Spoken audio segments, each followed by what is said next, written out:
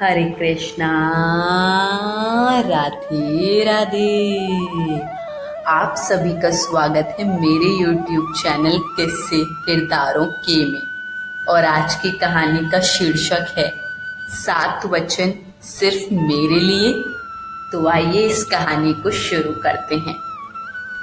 कभी आपने सोचा है एक औरत जिसके जीवन में सब कुछ होते हुए भी दिल में एक अधूरापन क्यों रह जाता है?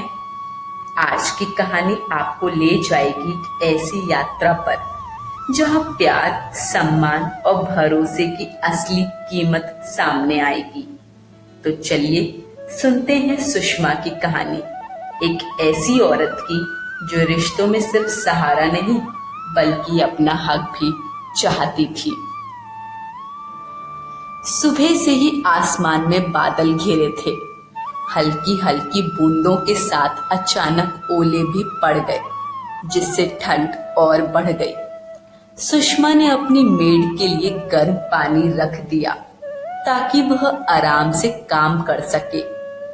दरअसल अब वह उसके लिए सिर्फ मेड नहीं बल्कि संगिनी जैसी हो गई थी। पिछले 22 वर्षों से वह इस घर का हिस्सा थी, हर सुख दुख की साक्षी। उसे इतना चाहती थी कि अगर परिवार का कोई सदस्य भी सुषमा के बारे में कुछ गलत कह दे तो तुरंत पलटकर कह देती, तुम जानते ही कितना हो उन्हें, उनकी मेहनत मैंने देखी है, वो ऐसा कर ही नहीं सकती। दरवाजे से अंदर आते ही वह हंसते हुए बोली, दीदी आज तो बड़ी ठंड कर दी आपने। साधारण सी बात थी, मगर आज सुबह सुबह निखिल से कुछ बहस हो गई थी जिससे सुषमा का मन भारी था। किरण की यह बात सुनते ही दिल में दबा दुख जैसे शब्दों का रूप लेकर बाहर आ गया। किरण, अगर सब कुछ मेरे करने से ही हो जाता ना तो मैं अपनी किस्मत ही बदल लेती। किरण हैरानी से बोली, ऐसा क्यों कह रही हो दीदी? सुषमा ने बस हल्की सी मुस्कान दी और किचन में चली गई। वह किरण के सामने अपने आंसू नहीं दिखाना चाहती थी, लेकिन मन है पलों में अतीत की गलियों में लौट जाता है। कल बेटी दिवस था। फेसबुक और व्हाट्सएप बेटियों की तारीफों से भरे पड़े थे, लेकिन जैसे ही उसने अपने बारे में सोचा, एक बेटी होने का दर्द फिर दिल में चुभ गया। बचपन में वह पढ़ाई में बेहद तेज थी, हमेशा क्लास में अव्वल आती और रिजल्ट आने पर माता पिता गर्व से मोहल्ले में मिठाई बांटते। तब 8वीं के बाद विषय चुनने का समय आया। वह डॉक्टर बनना चाहती थी और इसके लिए बायोलॉजी लेना जरूरी था, मगर उसके कस्बे के गर्ल्स स्कूल में सिर्फ होम साइंस और आर्ट्स थे। लड़कियों को बॉयज स्कूल में पढ़ाने का रिवाज वहां नहीं था। 1978 की बात है। पिता ने बॉयज स्कूल से अनुरोध किया, मगर जवाब मिला, हम अकेली लड़की की जिम्मेदारी नहीं लेंगे। यह उसके जीवन का पहला कटु अनुभव था, जब लड़की होने पर अफसोस हुआ। आखिरकार उसने आर्ट्स लिया, ग्रेजुएशन पूरी की और बैंक की परीक्षा दी। पहले ही प्रयास में शानदार अंक आए और उसने आत्मनिर्भर जीवन के सपने संजो लिए। दुनिया अचानक सुंदर लगने लगी। तभी उसकी सगाई हो गई।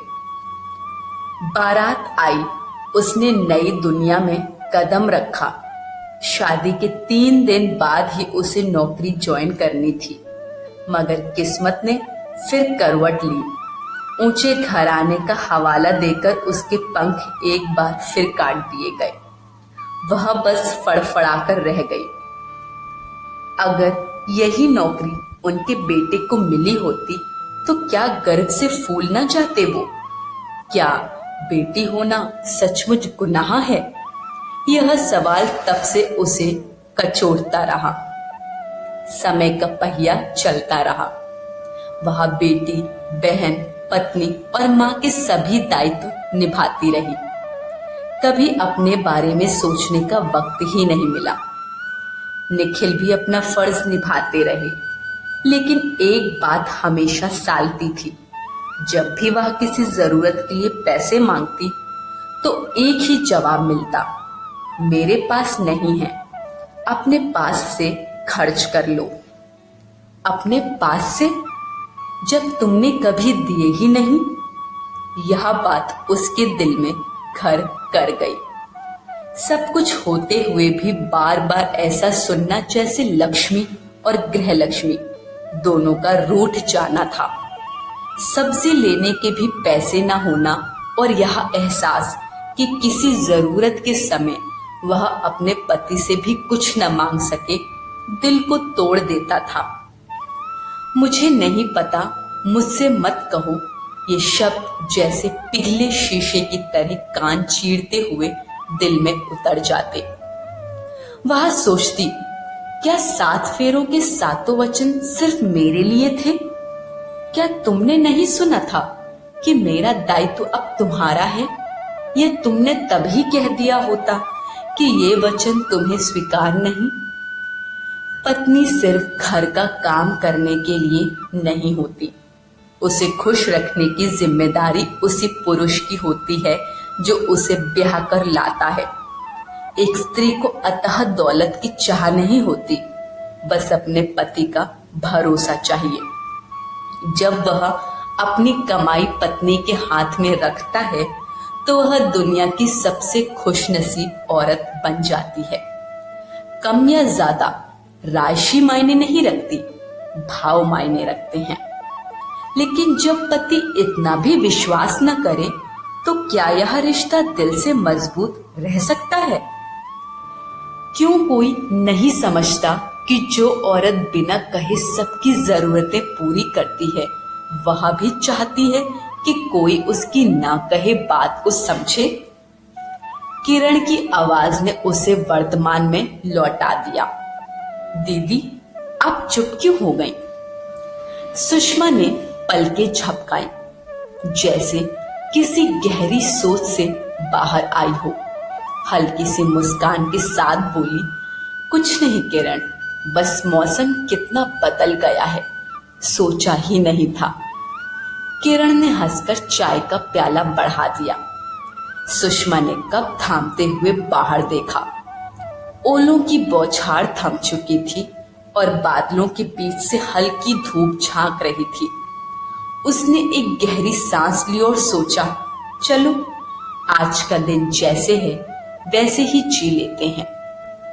धूप की वो किरण उसके चेहरे पर पड़ी और उसने बिना कुछ कहे चुपचाप अपनी चाय की चुस्की ली। शिक्षा।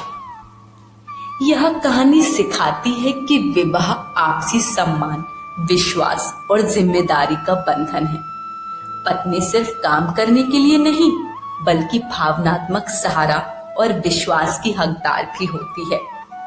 बिना कहे उसकी जरूरतें समझना और उसे आर्थिक व मानसिक सुरक्षा देना ही रिश्ते को मजबूत बनाता है। आज की कहानी यहीं समाप्त होती है। कहानी पसंद आई हो तो कमेंट बॉक्स में हमें अपना फीडबैक जरूर दीजिए। वीडियो को लाइक शेयर करें और चैनल को सब्सक्राइब करें। सभी को हरे कृष्ण, राधे राधे।